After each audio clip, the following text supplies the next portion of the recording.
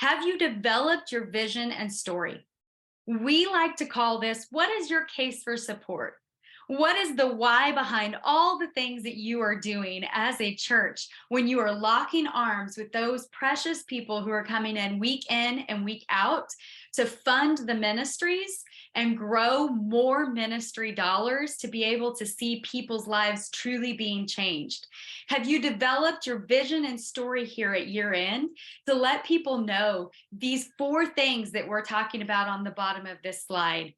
How thankful you are to be with them, how much ministry and the highlights of all of the different things that you have done from January to year to date, all the different ministry highlights, the lives that have been changed, the stories that have been impacted.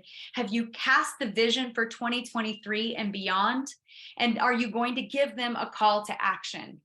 As you develop this storyline of what you are saying in your deliverables, we want you to make sure that it ties around your case for support. The lanes of impact that your ministry has always been about and will always be about.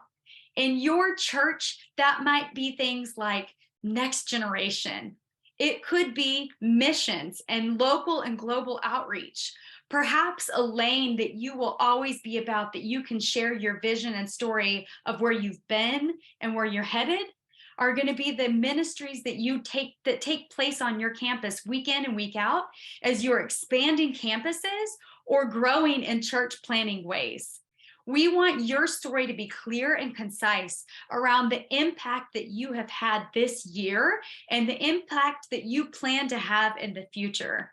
You should always solidify that with the gratitude and the thankfulness of where you're at for the stories and the lives that are being changed. I encourage you, get with your ministry teams, ask them what their plans are for next year, and ask them their stories of success for this year. As you are creating your year-end strategy and thinking about those pieces that you're developing, making sure that you have absolutely connected with your givers in this way from the ministries that you're already doing is important and key.